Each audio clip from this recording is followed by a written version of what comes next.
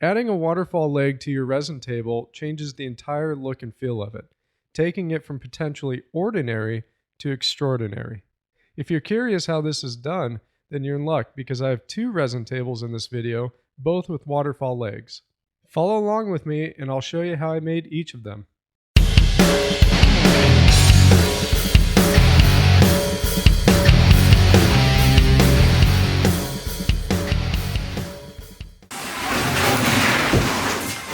Welcome back and thanks for joining me again on this video. My name is Jeremy Elkins with Untreated Art. Making a waterfall leg on a resin table requires a few additional steps compared to making a waterfall leg on a typical hardwood table. Most of the principles between the two are similar, such as you need a longer wood slab to work with to account for the additional length on the waterfall leg. You also make the same 45-degree miter cuts to join the leg to the top surface, creating a 90-degree angle. And you'd probably use the same dominoes to join the two for a permanent and solid bond. But that's where the similarities end and the differences begin. Now when you add in the element of using a live edge, you have to take into account when you make your miter cuts and swing that leg down, are the live edges going to line up properly? Chances are they won't perfectly line up unless you're using a very straight live edge. In my case, they're not, because I'm using a highly figured maple slab that has lots of movement to the live edge. So when I was out at the wood mills trying to find the right slab, I paid attention to the live edge to try to find an area that was flat to where I could make the miter cut.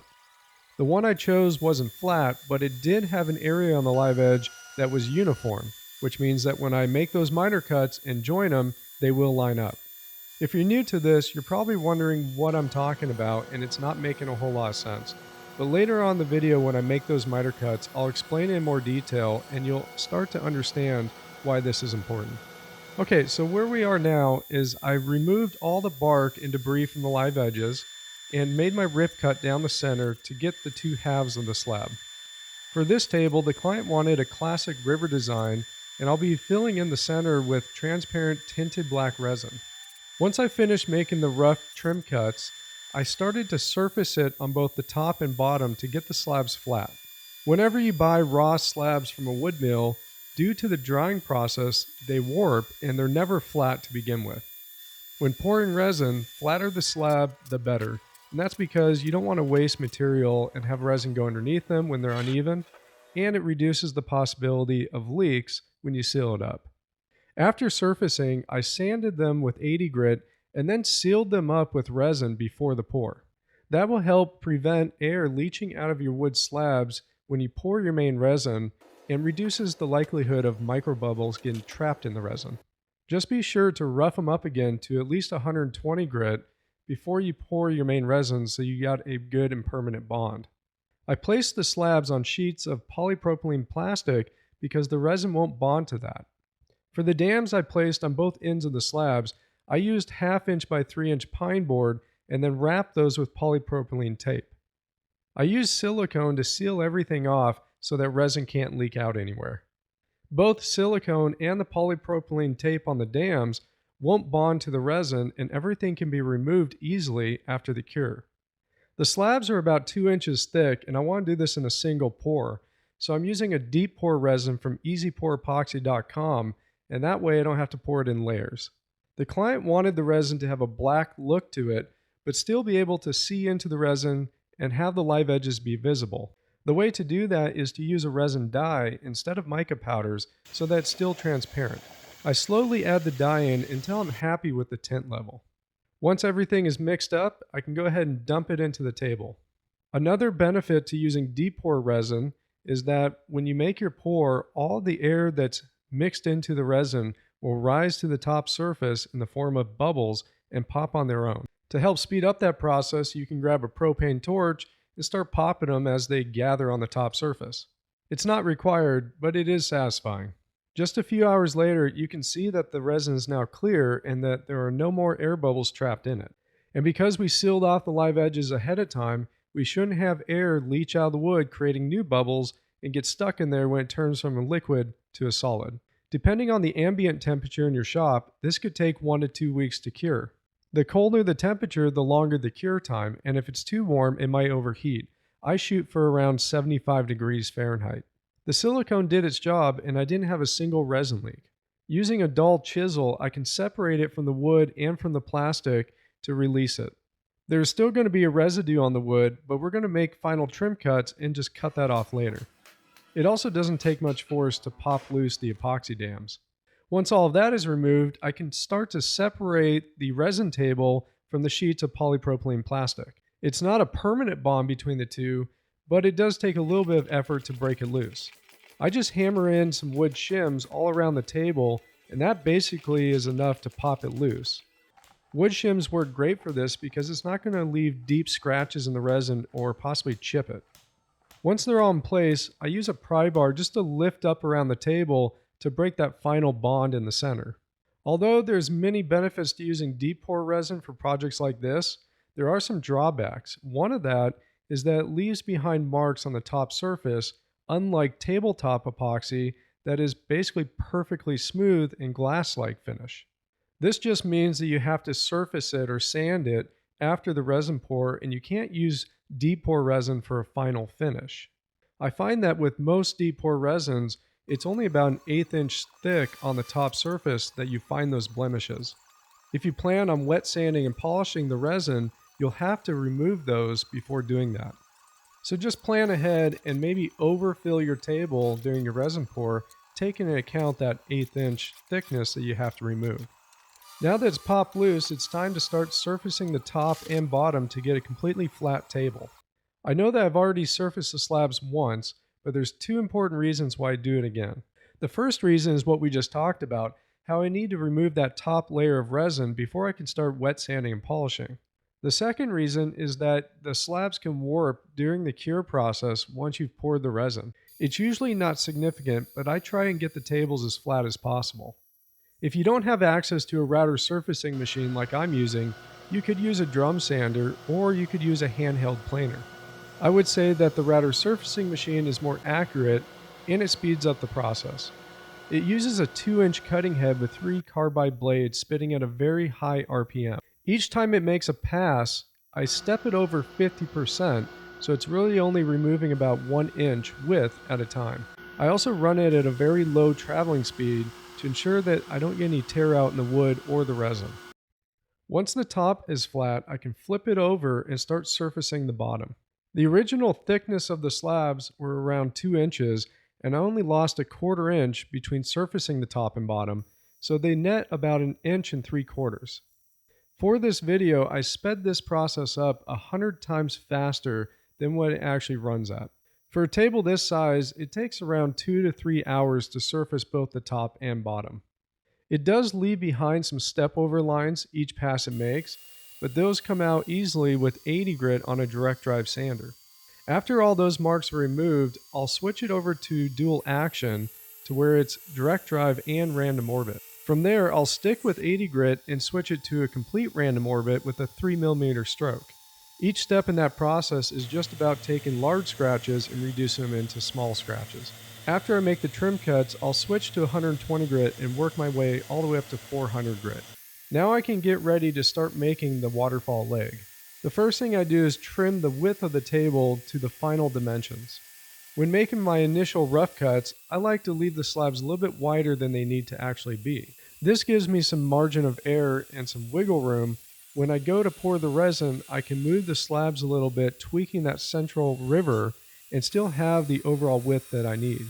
After I'm finished making the side and end cuts, I can start making my miter cuts where the leg needs to be. The overall length of the table is only going to be 48 inches, but when taking into account 16 inches for the waterfall leg, I went ahead and poured it at 68 inches in total length. That gives me an additional 4 inches to make adjustments on where to make the miter cut. At this point, you'll notice that my saw is tilted at a 45-degree angle. Once I make that cut on the table and the leg, they'll join to make a 90-degree angle, which gives you the waterfall leg. If your cuts go well, you only lose the width of the blade where those two pieces were cut. This leads us back to the beginning of the video in our earlier discussion about how it's important to find a uniform live edge when making those miter cuts on a resin table. Notice how in the center where I made the cuts, you can see that the live edges look like they're going to line up well once it's folded at that 90-degree angle. My goal is that when they're joined together and folded up at that 90 degrees, you're not going to have any overhang on the live edges from one side to the other. This sounds easier said than done, but when you remove a couple inches of material off that live edge, you have to ensure that they're going to line back up. This is really only important when using transparent resin because you're going to be able to see down into that live edge. If it was a solid pigment resin, then you wouldn't be able to see the live edges at all and it wouldn't really matter. Once I've measured and marked out where I'm going to place the dominoes, I can start drilling the holes using a joiner. It's really important to make sure that you have the right depth set on your joiner so you don't drill right through to the top surface. I would recommend having a scrap piece of wood to test it on before you start drilling holes into your final table. The dominoes I use come in about a 3-foot stick, so I can cut them to any length that I need. I want to have them as long as possible, but I need to make sure they're going to fit in the holes on both sides. These ones ended up being around 2.5 inches in length. This part of the process is all about meticulous calculations and measurements. It's important that the angle on your joiner is set exact. If it's off and you go to join it, you could end up with a large gap where it's supposed to be a non-visible seam. Once again, I recommend trying all of this out on a piece of scrap wood to ensure you have the right angles and depth before drilling into your table. If you did make a mistake and place the hole at the wrong angle, you could fill it back up with resin and try it again. Because we're joining two pieces that have transparent resin on them, I'm not going to use traditional wood glue. To make the permanent bond, I'm going to use a tabletop epoxy from easyporepoxy.com. If I used wood glue, it wouldn't do anything to bond the two resin pieces, and it would cloud up that seam and be highly visible once completed. By using epoxy instead, it permanently bonds the two pieces of wood together with the dominoes, but also bonds the resin pieces together so you won't have a seam. When applying the epoxy, I make sure to lather it on and really allow it to soak into the wood. I don't want it to be a shallow surface bond. I want this to be a permanent lifetime connection.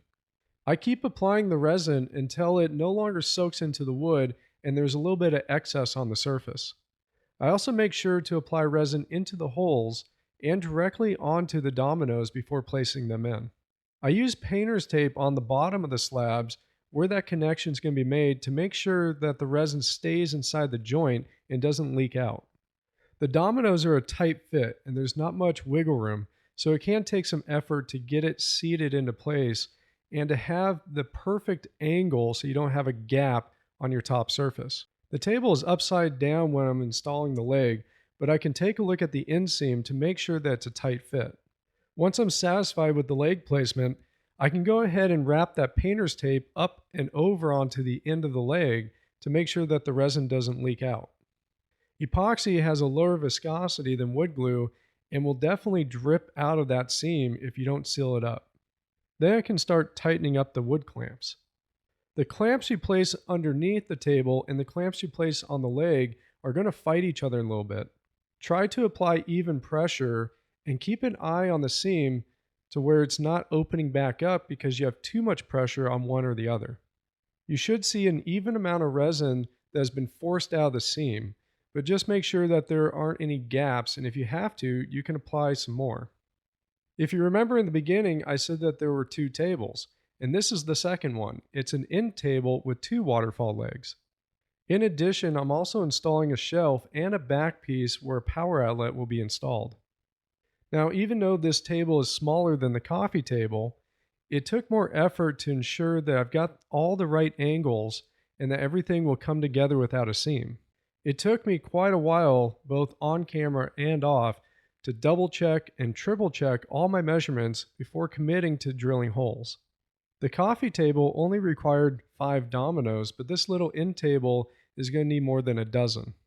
I started by focusing on the shelf and where it would connect to the table, along with the dominoes that would need to connect the back piece. I admit that I probably made this project more complicated than it needed to be, but I really didn't want to have hardware to connect everything together. I also wanted it to be as strong as the coffee table, something that will last a lifetime without separating. My shop really isn't set up for projects like this, so I have to use hand tools, and this is where I kind of wish I had a second shop that was a cabinet shop. But as usual, when I run into obstacles, I just figure out the best way through them and work with what I have. Once finished with the shelf and the back piece, then I can start drilling holes into the miter cuts for the actual table. Once again, before I did any of this, I tested it out on a scrap piece of wood that was the same thickness to ensure I have the right depth and angle of the domino joiner. Right about now is where I started to question all my measurements, and it was a lot of effort to get to this point, so I decided to dry fit everything together before resining it. If any of my measurements were off even a little bit, then none of it would line up properly when assembled, and I'd have overhang or even wide gaps in the seams.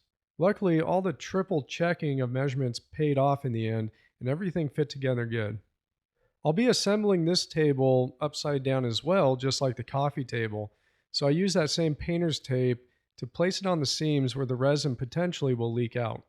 Using the same tabletop epoxy, I basically repeat the process on the coffee table, but with many more joints. I have to keep an eye on the clock because I can't take too much time to apply all this epoxy and assemble it before the epoxy starts to cure. I have around 30 minutes of pot life on the tabletop epoxy before it starts firming up. It's now a race to apply the epoxy everywhere it needs to be and to get it properly assembled before it's no longer workable. That's also another good reason to dry test fit everything together before applying the epoxy, just so you're familiar with how it's going to be assembled. If you make a large enough mistake at this point, it could be the end of your project and you have to restart. I've learned over the years through many mistakes that it's important to really plan out and to think about the process ahead of time, even with drawings or anything you need to do, test pieces as well, before committing to the actual project. Now that all the pieces have resin applied to it, I can go ahead and start to assemble it. I start with the top of the table and place it upside down on some wood clamps. Then I can attach each leg to the tabletop. I won't install the wood clamps on the legs until I'm done with the shelf and the back piece. This allows me to flex out those legs to install the shelf and then bring it all back together and applying the clamps. Just as I said earlier, this might be a smaller table than the other one, but it took a lot more effort to get it together. Now that it's all together, I can start to apply the additional wood clamps. Unlike the coffee table where there was only one seam, I have 7 to account for when assembling this one. I had to pay closer attention when tightening the wood clamps to ensure that I wasn't separating one seam when trying to tighten down the other. I tightened each of them in micro adjustments, keeping them even, assuring that there was enough force applied, but there were no gaps in the seams. All of this had to be properly done before that pot life ran out, so it took about 30 minutes total, and I definitely pushed the limits, but it worked out in the end. Tabletop epoxy cures at a much faster rate than deep pour resin, so I gave it 48 hours to be safe, but then I can remove all of the clamps. If I did it right, then there won't be any visible seams and everything will line up properly so there's no overhang. It's not until I get all the wood clamps off and remove the painter's tape until I can really inspect my work. Whenever I try a new project for the first time, I have to rely on my experience, but I can't count out just a little bit of luck. The good news is I don't have to start over on this one. Everything worked out just as I planned, and I was pleased with the results. The masking tape comes off easy enough, but there is buildup of epoxy that I can gently remove with a sharp chisel. Now we can get a good look at the seams and how it all turned out. Each of the seams got a strong bond, and there were no visible gaps. All the sides lined up as well, so now I can start sanding this and getting it ready for the finish. Both of these pieces are going to the same client, and I want them to be done at the same time, so I was bouncing back and forth between the coffee table and this end table. I wasn't as concerned how the glue up went on the coffee table because there was only one seam to be concerned about. The only thing that I was worried about was if resin leaked out of the joint and left a hairline gap. I tried to make sure the masking tape was pressed hard against the surface both on the top and the side of the leg, to prevent that. Once again, I lucked out and I didn't have any gaps where resin leaked out, and there was actually that buildup that was also on the end table that I could remove with a chisel. Now I could start the final sanding process on both of them and get them done. Before the glue up, I left off with 80 grit on a random orbit sander. Using that same random orbit sander with a 3mm stroke, I switched it to 120 grit and started working my way up to 400. If you have ever sanded resin on large areas, you know that it builds up on your sanding disc. To help prevent that, in between each pass, I clean off all of the resin areas, removing that residue so it doesn't gum up on the sandpaper. You really start to notice that more when you get to 220 grit and then move on to 320 and 400 as it builds up more on fine sandpaper. I finished sanding the bottom side of each table and then branded them, and then flipped it back over and continued to work on the top surface and the edges. I was able to use palm sanders for most of it, but in those 90-degree angles I had to sand it by hand. I had to pay even more attention to the resin areas in those 90-degree angles because I plan on wet sanding and polishing them, and I need them to be smooth as glass without any deep scratches left behind. After sanding each surface with 400 grit, then I can raise the grain using water and knock it back down with that same 400 grit. That way when I apply the finish later, I won't have a rough texture to the wood grain. This is also where I get a glimpse of what the table will look like once finished when the wood is wet and you can see through the resin. After the wood completely dries out, I can go back and hit all the surfaces with 400 grit for the final sanding. It doesn't take much sanding to knock down that grain and remove it, and there's no reason to focus on the resin because it doesn't have any grain to raise. I repeat the exact same process for the end table, as this is how I finish most of my projects. Through the sanding, I make sure to round all the edges and corners as I change out each grit. Most times I give it a 1/4 inch bevel, which is enough to round it to where it'll protect the wood from easily being damaged, but still looks sleek. After raising the grain on the end table with water, I sand it back down with 400 grit. Now both tables are ready for the finish to be applied. I wipe them down with a cloth, and then using compressed air, I give them an air bath to remove any final debris. The resin inlay on the end table isn't transparent, it's a solid black. It's also not made of 2 live edge pieces like the coffee table. Instead, I went back to a dining table that I made years ago that had an outstanding natural live edge river. I had an overhead photo looking down at the table that included the entire river. So using Photoshop, I extracted that and blew it up to trace onto this end table. Using a hand router, I followed the trace line and cut this design into the solid wood. Afterwards, I poured resin into the river, and I went with a really thick black mica powder. The reason why I did this instead of using actual live edges to form the river is the client really loved this spalted maple, but it didn't have a good live edge on it. So together we discussed it and came up with this as a possible solution, and the client gave me the go-ahead to move forward on it. Even though it's not a natural river on this piece, at one point it was on the dining room table. So it's kind of fun to see that exact same river from a previous project on this one. And the black resin matches the coffee table when you walk into the room because they both look a solid black until you come up onto the coffee table and see that it's transparent. The finish I'm using is an oil wax combo meant for hardwood floors, and I use it quite often. There are several brands out there that make this type of finish, so just try a few and see which one you like the best. It needs to be applied in multiple coats. I usually give it 3 to 4 applications before calling it good. On the first application, I apply the most amount, really allowing it to soak into the dry wood. As I'm applying it and I notice that spots are drying up, I'll just apply more, and I'm very generous with it. When I'm finished, I can simply wipe off any excess that's left behind that didn't soak into the wood.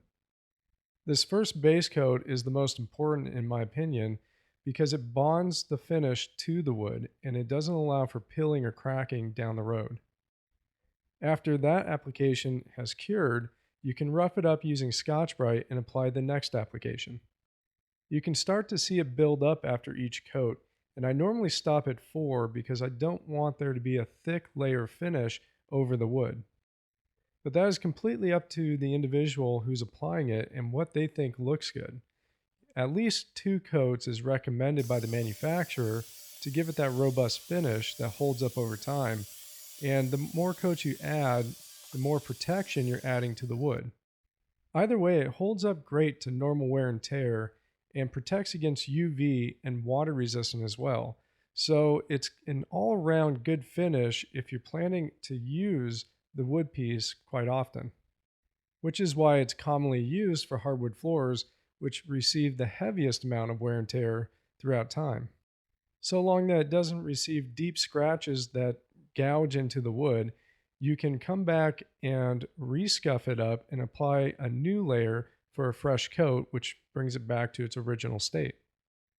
For me, what I love about it is how it keeps the natural beauty of the wood, just as if you soaked it in water and left it.